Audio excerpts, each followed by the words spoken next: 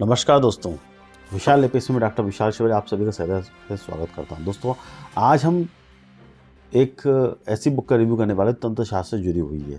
तंत्र शास्त्र में तंत्रों से जुड़ी हुई है। तंत्र एक पुस्तक का नाम है कृष्णयामल तंत्र, यानी कृष्ण भगवान के तंत्र शास्त्र से जुड़ी हुई एक ऐसी पुस्तक है जो एक महान पुस्तकों में से गिनती जाती है। पिछली बार मैंने एक बार तंत्र में रुद्रायमल का मैंने रिव्यू किया हुआ था। इस बार मैं कृष्णयामल तंत्र कर रहा हूँ।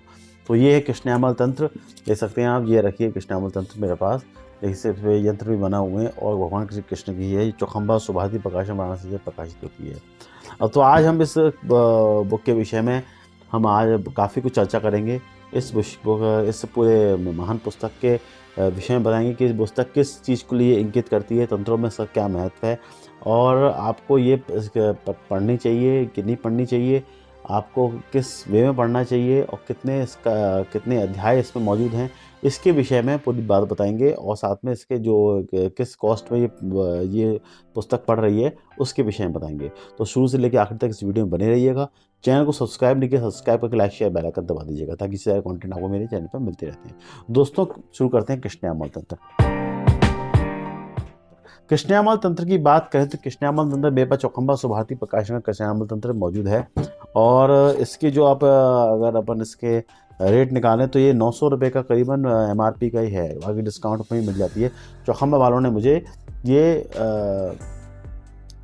कृष्णयामल तंत्र भेजा था और मैंने इसको पढ़ा और मैंने अपने गुरुजी को भी ये किताब दी हुई है।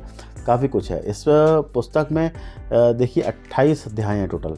28 अध्यायों में पुस्तकों में सब कुछ दिया हुआ है। बाकी इसमें जो यामल का मतलब कृष्ण मतलब भगवान श्री कृष्ण को कहते हैं। यामल मतलब यहाँ राधा और ललिता को भी यहाँ पे यामल कहा गया है। दूसरी यामल का अर्थ अगर डिक्शनरी में देखेंगे तो युग्म यानी जोड़ों को भी बोला गया है यामल। और मतलब जो जुड़वा बच्चे जो होते हैं उनको भी यामल कहते हैं। जुड़वा से संबंधित यानी दो लोगों से संबंधित एक यामल है।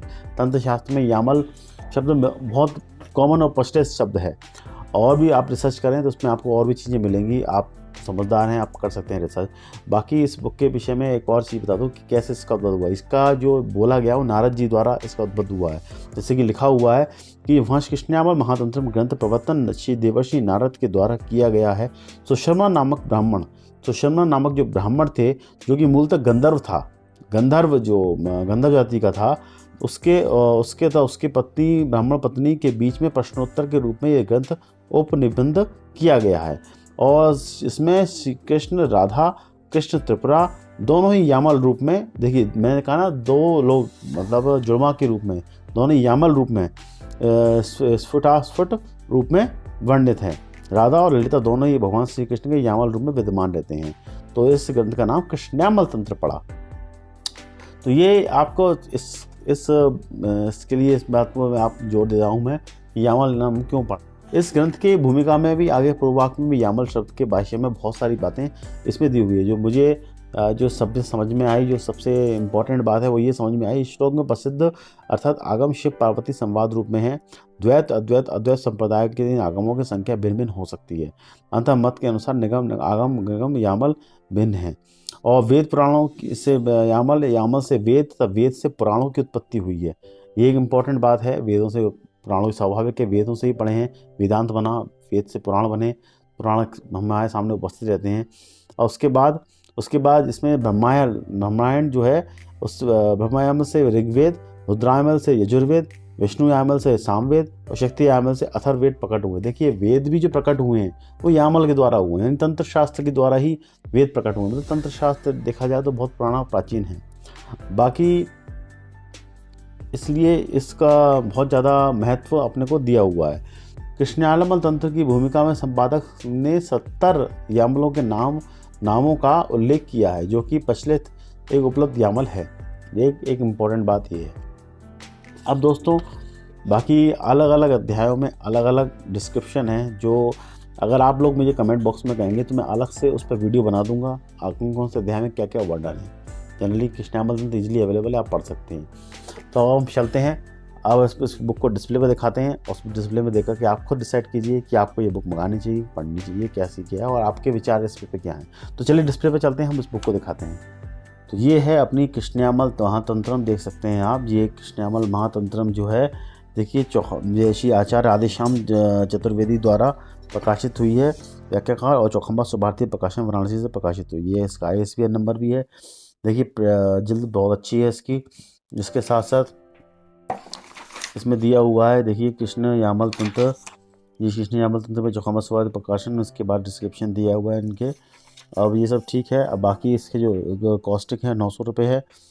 चौखंबा पब्लिकेशन हाउस, और इनसे भी प्रकाशित इसके को राइटर वो है पब्लिशर, तो इस ये पूरा उस किताब को प्रचार कर रहे हैं।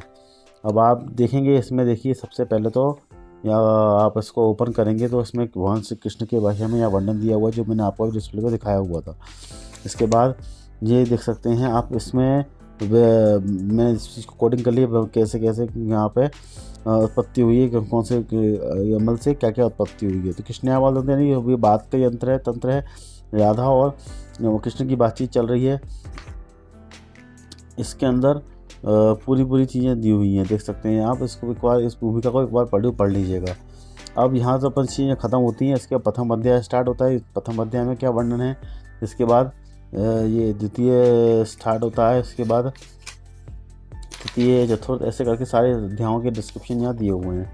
इसके बाद आप देख सकते हैं अंदर पूरा प्रिंटिंग वाइज बहुत अच्छी किताब है, इसको देख सकते हैं आप। इसमें हर तरह के वर्णन तंत्रों के विषय में दिए हुए हैं, और कुछ तक आयुर्वेद का वर्णन भी इसमें आपको मिलता है।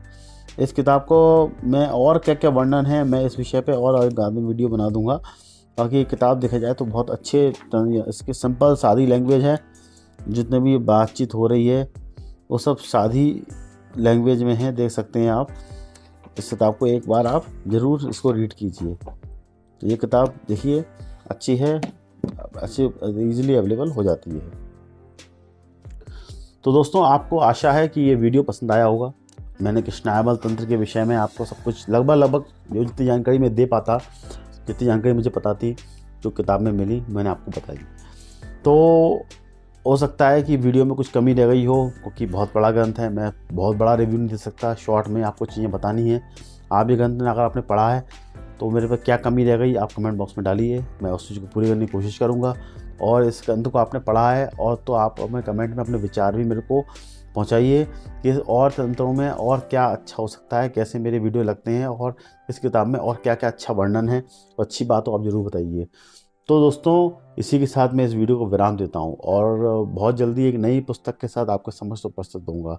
तो दोस्तों, इसी के साथ मुझे आज्ञा दीजिए दोस्तों, धन्यवाद।